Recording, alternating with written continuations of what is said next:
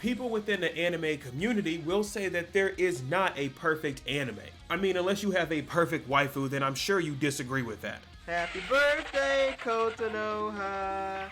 But otherwise, I do agree with that statement. There is not a perfect anime within this world. However, I do believe there are animes that come very close. And one of those animes knocking on death's door is Hunter x Hunter. In my opinion, this anime is very close to being statistically one of the best animes ever. And I'd like to give you some reasons as to why Hunter x Hunter could have been the best anime ever. Without further ado, let's get started.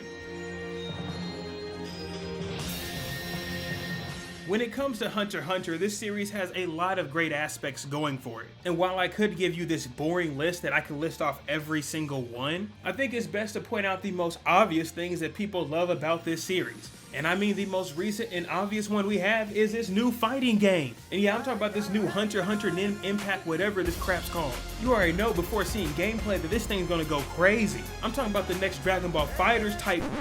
Okay now, whoa, let's be completely honest, this is not the next Dragon Ball FighterZ. I love you, Rhyme Style, but you're completely wrong. And again, I don't even need to see in-engine gameplay, I put that on my biscuit. But besides this dead game on release, there's still some lights of hope out there for us Hunter x Hunter fans. And I'm sure we've already established the unspoken rule that the anime will never come back. But at least what we do have currently is still pretty peak. Let me hit you with why. When it comes to Hunter x Hunter, this series has the best power system ever. And you know what a power system within anime is, I'm sure. Whenever your characters within a world have some type of ability that they can gain, usually their abilities are locked behind the power system because their body can only learn so much. Now you get what I'm trying to say. If you're shooting water out your mouth, you're also not shooting fire.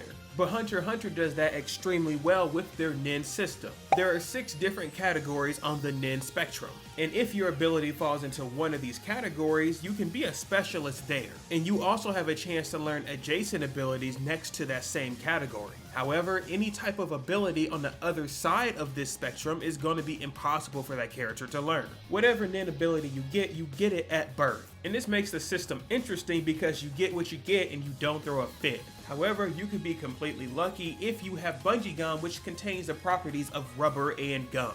This Nin system is very elaborate. While they do have this system to make sure everyone is considered balanced, some characters are considered the specialist class. If you are a part of the specialist class, then you have some sort of Nin ability that is completely rare. We only see a handful of users that have the Nin specialist class. That being said, these characters are not invincible, but there's also not too many of them. Plus, some of them that have the specialist class aren't even fighters. But it also doesn't mean if you have a specialist class that you're just stronger than everyone else. The Nin system is very rare and probably one of the best power systems within anime.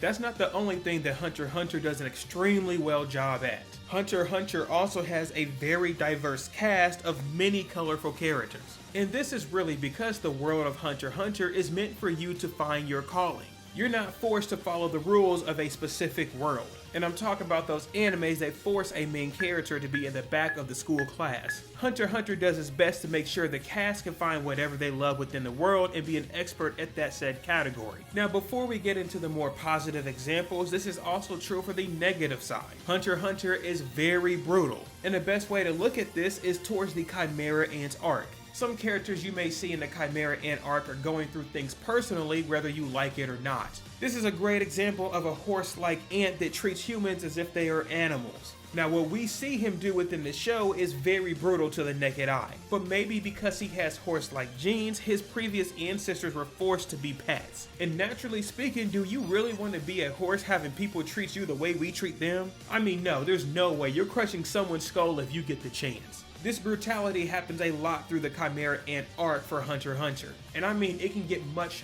worse than you imagine. But there are characters that have the same gene type that realize that they have more to live for. Say, for example, Mariam, a character that was born to despise humans. And of course, he's gotten his own body here and there, but he realized soon later after playing a solid game of Gungi that he has more to live for. And this character was even willing to change his ways to try to find peace. Honestly, Mariam was one of the best antagonists ever written, and they honestly didn't do a good job finishing his story. But this also means there are other characters out there that have their own selfish reasons. Looking at this backstabber over here that works with the ants to get woman. I mean, it is true, he did get some peace and sound of mind not dying. But even if his life was in peril, he still tried to be a pimp. I mean, this dude is a cornball.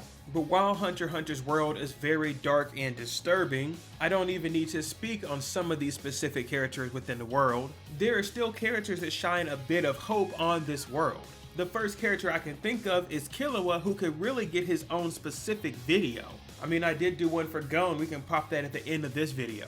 But Killua is a character that was born in a negative environment and wants to do better. It is true that he's caught a body here and there, but Killua being a cold-hearted killer is a part of his nature. Throughout the series, we see Killua try to nurture himself to be in a better position, even to the point that he's willing to tell his friend that going down this dark route is not the best way, which eventually results in him leaving, but I mean, I would too. And after the Chimera Ant arc, Killua decides to focus on his family, specifically trying to give his younger brother? Yeah, we'll go with that. Specifically trying to give Alaka the freedom that he most recently got. Killua does not have to do this, plus he has a lot of siblings that do not want this to happen. But this side arc for Killua shows that he actually is a great character. Plus, I can't say this for every anime, but could it be that Hunter x Hunter has two different protagonists? I deeply believe that both Gon and Killua could hold a series on their own. But that's just another thing that I think Hunter x Hunter does great at. Having character development where the character is fully fleshed out and they don't need assistance. So again, to me, I would argue that Hunter x Hunter is one of the best animes ever. And if that is not the case, then at least some of the aspects Hunter x Hunter has is better than others we see. But again, this video is for the Hunter x Hunter fans, and I'm sure you'll agree with me until we get our next drop of water. So let me know what you think of Hunter x Hunter in the comments down below. And as I mentioned before, I talked about Gon all by himself over here. Go ahead and check that one out if you haven't yet, and until next time, take care. Peace.